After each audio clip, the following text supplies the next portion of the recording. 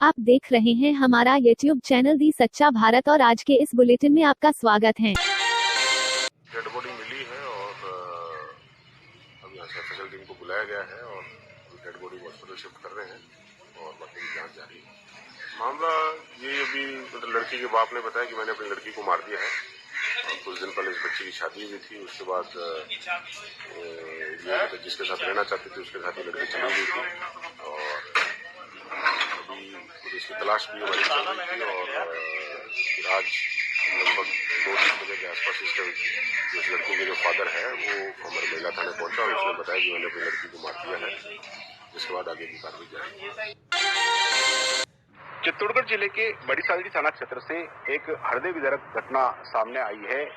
बड़ी सादड़ी थाना क्षेत्र के एक गांव में महिला अपने मकान में खाना बना रही थी कि तभी मकान में अज्ञात कारणों से आग लग गई। यह देखकर महिला मकान से बाहर निकल गई। वहीं मकान में उसका 3 वर्षीय बच्चा आग की लपटों में गिर गया। उसकी गुहार पर आसपास के लोग भी दौड़ पड़े और आग को बुझाने में जुट गए, लेकिन तब तक उसका मासूम 3 वर्षीय पुत्र जिंदा जल गया था। सूचना पर पुलिस और प्रशासनिक अधिकारी भी मौके पर पहुंचे। पाली महंगाई के चलते आम जनता पूरी तरह से त्रस्त हो गई है। रसोई गैस से लेकर वहां तक कि तेलों में बढ़ोतरी के कारण अब आम व्यक्ति अपना घर का गुजारा चलाना भी मुश्किल हो गया है।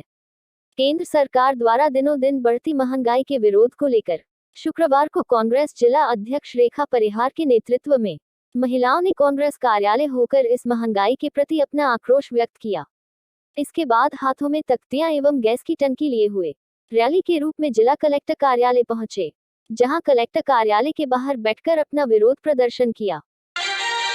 पाली औद्योगिक थाना क्षेत्र अंतर्गत एक व्यक्ति को उसके भाइयों ने कूटरचित दस्तावेजों की संपत्ति हड़प करते हुए उसे वारिसाना अपने दिया और उसे दर दर की ठोकरें खानी पड़ रही है। जब पीड़ित द्वारा थाने में मामला दर्ज करवाया गया तो आरोपी अब अपनी अग्रिम जमानत के लिए न्यायालय की शरण में घूम रहे हैं। पीड़ित किसतू राम ने बताया कि उसका आनंद नगर में पिता की संपत्ति आई हुई है। पिता की अन्य संपत्ति में उसका वारिस नाम लिखा हुआ है, लेकिन आनंद नगर में एक प्लॉट में उसके भाइयों ने जाली दस्तावेज पेश कर बताया कि उनके अलावा उनका कोई वारिसान हक नहीं है। बीजेपी ने बंगाल के लिए 60 उम्मीदवारों की लिस्ट तय की है। कल देर रात चुनाव कमेटी की बैठक में लगी मुहर। सूत्रों के मुताबिक बंगाल के नंदीग्राम, भवानीपुर समेत करीब 15 सीटों पर अंतिम फैसला पीएम शाह और नड्डा पर छोड़ा गया। ममता बनर्जी के खिलाफ मजबूत उम्मीदवार उतारेगी बीजेपी। चुनाव समिति की बैठक में बीजेपी संसदीय बोर्ड के सदस्यों की अलग से हुई बैठक। पीएम मोदी, अमित शाह, जेपी नड्डा, शिवराज सिंह चौहान, गडकरी हुए शामिल। बैठक में शुभेंदु अधिकारी ने नंदीग्राम से चुनाव लड़ने की जताई इच्छा। कहा, ममता के खिलाफ उतारे जाने पर कम से कम 50,000 वोट से हारेंगे। चुनाव कमेटी की बैठक के बाद भी मीडिया से बोले शुभेंदु अधिकारी, नंदीग्राम में ममता को 50,000 से अधिक वोट से हराऊंगा। बैठक के बाद मुकुल रॉय ने कहा, पार्टी के कार्यकर्ता शुभेंदु अधिकारी के नंदीग्राम से चुनाव लड़ने के पक्ष में, लेकिन अभी नहीं हुआ है फैसला। बंगाल बीजेपी अध्यक्ष दिलीप घोष ने भी कहा, नंदीग्राम से लड़ सकते हैं शुभेंदु अधिकारी। दोनों सीटों पर ममता बनर्जी को घेरेंगे। सीएम ममता बनर्जी के खिलाफ भवानीपुर सीट से चुनाव लड़ने को तैयार बाबुल सुप्रियो। चुनाव समिति की बैठक में जताई इच्छा। बाबुल सुप्रियो ने कहा, भवानीपुर से ममता के लड़ने का ऐलान होने का इंतजार। ममता ने भवानीपुर सीट पर नहीं किया कोई विकास का काम। कैलाश विजयवर्गीय ने कहा, भवानीपुर सीट से बाबुल सुप्रियो ने लड़ने की जताई इच्छा। 2 और लोगों को ममता को टक्कर देने की तैयारी। बैठक में पीएम मोदी ने बंगाल के बीजेपी नेताओं को दी नसीहत। ममता जैसी भाषा का इस्तेमाल न करने को कहा। संयम बनाए रखने की सलाह दी। ममता के घर टीएमसी चुनाव कमेटी की बैठक आज। टीएमसी अपने सभी 294 उम्मीदवारों का कर सकती है ऐलान। बीजेपी आज जारी कर सकती है असम के लिए उम्मीदवारों की पहली लिस्ट। सहयोगी दलों के बीच सीट समझौते पर बनी सहमति। सूत्रों के मुताबिक बीजेपी असम में 92 से 93 सीटों पर लड़ेगी। एजेपी को मिलेगी 25 से 26 सीट। बीजेपी चुनाव समिति की बैठक में केरल, तमिलनाडु और पुडुचेरी को लेकर नहीं हुई चर्चा। उम्मीदवारों का नाम तय करने का अधिकार पार्टी के प्रदेश अध्यक्षों को दिया गया। 7 मार्च को सिलीगुड़ी में ममता बनर्जी करेंगी पदयात्रा। 7 मार्च को ही कोलकाता में है पीएम मोदी की rally. TMC MLA Hamidur Rahman ने दी खुलेआम धमकी। कहा, ममता को जो वोट नहीं करेगा उसे चुनाव के बाद देखा जाएगा। हमीदुल रहमान के खिलाफ बीजेपी का एक दल चुनाव आयोग से मिला, टीएमसी विधायक के खिलाफ शिकायत दर्ज। बीजेपी नेता कैलाश विजयवर्गीय ने ममता के खेला होबे शब्द का मतलब समझाया, कहा टीएमसी पोलिंग बूथ पर कब्जा करना चाहती है। कैलाश विजयवर्गीय बोले, वोटरों को डराना और निष्पक्ष चुनाव न होने देना खेला होबे का मतलब, कहा चुनाव आयोग को दी जा रही है जानकारी। बीजेपी में शामिल होने के बाद टीएमसी नेता सुशांत पाल ने कान पकड़ कर की उठक बैठक, कहा पाप का प्रायश्चित कर रहा हूं। बंगाल के फिल्म डायरेक्टर और एक्टर धीरज पंडित सुभद्रा मुखर्जी ने थामा ममता का हाथ, बीजेपी नेता उषा चौधरी ने भी टीएमसी में शामिल। पश्चिम बंगाल की फेमस सिंगर अदिति मुंशी ने टीएमसी ज्वाइन किया। टीएमसी से सीनियर नेता सौगत रॉय ने दिलाई सदस्यता। टीएमसी सांसद डेरेक ओब्रायन ने उपचुनाव आयुक्त सुदीप जैन को हटाने की मांग की, जैन पर पक्षपात करने का आरोप लगाया। पश्चिम बंगाल के माल्टा में एक गांव से 18 बम बरामद, बम निरोधक दस्ते ने किया डिफ्यूज। असम के तिनसुकिया में एक कार से 10.5 लाख कैश जब्त। चुनाव आचार संहिता लागू होने के बाद प्रशासन ने बढ़ाई सख्ती। मेट्रोमैन ईशी धरन के सीएम कैंडिडेट बनने वाले बयान से पलटे केंद्रीय मंत्री वी मुरलीधरन का मीडिया रिपोर्ट्स के आधार पर दिया था बयान। केरल में बीजेपी ने निकाली विजय यात्रा, थिरुवल्ला में पार्टी कार्यकर्ताओं ने किया मार्च। तमिलनाडु बीजेपी चीफ ने चुनाव आयोग से राहुल की रैलियां रोकने की मांग की, कहा आचार संहिता तोड़ने पर हो केस दर्ज। अखिलेश यादव का ईवीएम राग, कहा समाजवादी पार्टी अगला चुनाव बहुमत से जीतकर ईवीएम से छुट्टी दिलाएगी। पीएम मोदी को एक और इंटरनेशनल अवार्ड, फिरावी ग्लोबल एनर्जी एंड एनवायरमेंट सम्मान से नवाजा जाएगा। फिरावी कॉन्फ्रेंस 2021 को संबोधित करेंगे पीएम मोदी। पीएम मोदी कल गुजरात के केवड़िया में कमांडर्स कॉन्फ्रेंस को संबोधित करेंगे। पहली बार सेना के जवान और जूनियर कमीशन्ड अधिकारी होंगे शामिल। अमेरिका ने फिर कश्मीर मुद्दे पर भारत पाकिस्तान के बीच सीधे संवाद का किया समर्थन।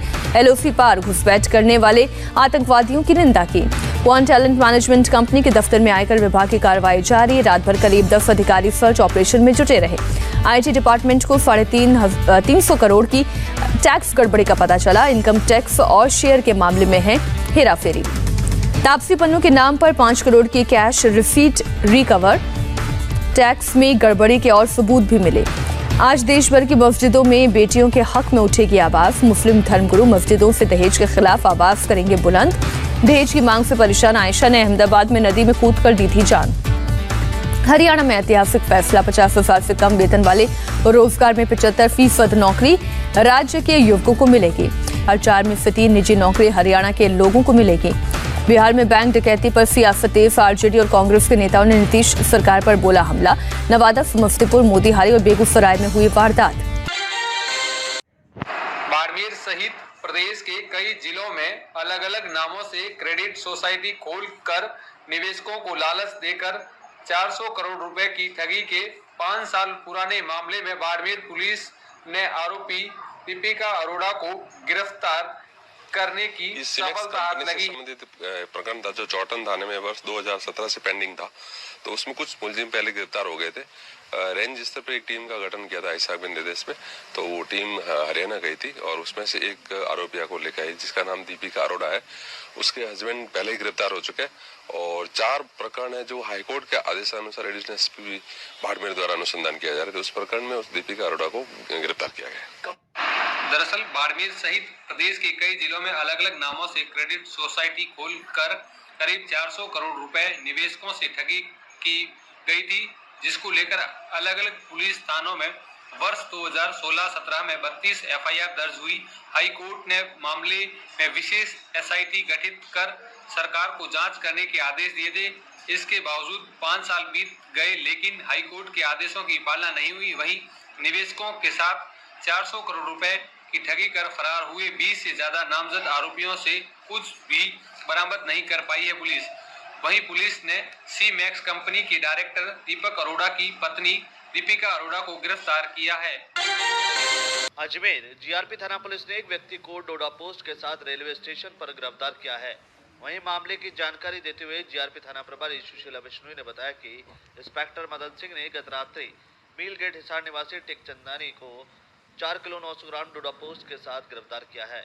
जीआरपी थाना पुलिस आरोपी से इसके बारे में लगातार पूछताछ कर रही है कि वे डोडा पोस्ट कहां से लाया था और किसे ले जाकर देने की। ये गत रात्रि में एक व्यक्ति धर्मेंद्र सन ऑफ टेकचंद सैनी निवासी मील गेट हिसार को 4 किलो 900 ग्राम डोडा चूरा के साथ गिरफ्तार किया है हमारे सब इंस्पेक्टर मगन सिंह जी ने। और अभी इसको न्यायालय में पेश करके और इसका पुलिस रिमांड लिया गया है और इससे ये तफ्तीश की जा रही है कि ये कहाँ से लेके आया और कहाँ लेके जा रहा था। रेलवे स्टेशन पे गिरफ्तार किया गया। वो जांच की जा रही है, अभी इसका क्राइम रिकॉर्ड लिया जा रहा है। झालावाड़ पुलिस ने अवैध मादक पदार्थ स्मैक के खिलाफ बड़ी कार्रवाई को अंजाम दिया है। जिले की कोतवाली थाना पुलिस ने 3 अलग अलग कार्रवाइयां करते हुए 25 ग्राम स्मैक सहित 7 स्मैक तस्करों को गिरफ्तार किया है, जिनके कब्जे से 51,220 रुपए और कार भी बरामद की है। झालावाड़ जिला पुलिस अधीक्षक डॉक्टर किरण कंग सिद्धू ने बताया कि जिले में संगठित अपराधों की रोकथाम व अवैध कार्यों के खिलाफ कार्रवाई हेतु विशेष अभियान चलाया जा रहा है। ऐसे में अभियान के तहत कोतवाली थाना पुलिस ने 3 अलग अलग कार्रवाइयां की है, जिसमें खानपुर रोड से फिरोज खान तथा गीता मीणा को गिरफ्तार करते हुए उनके कब्जे से 15 ग्राम स्मैक व 800 रुपए जब्त किए हैं। इसके अलावा गागरोन तिराहे से इमरान अंसारी के कब्जे से 7 ग्राम स्मैक बरामद की है तथा 1,420 रुपए भी जब्त किए हैं। वहीं खंडिया चौराहे से पद्माराम जाट, जगदीश विश्नोई, अनिल विश्नोई और मनोज विश्नोई के कब्जे से अवैध मादक पदार्थ 3 ग्राम स्मैक व 49,000 रुपए भी जब्त किए हैं। साथ ही एक क्रेटा कार जब्त करने में भी कामयाबी हासिल की है। पुलिस ने बताया कि गिरफ्तार लोगों से पूछताछ की जा रही है कि उन्होंने इसमें कहां से प्राप्त की थी और कहां लेकर जा रहे थे। और ऐसे ही नए अपडेट पाने के लिए द सच्चा भारत चैनल को सब्सक्राइब कीजिए। धन्यवाद।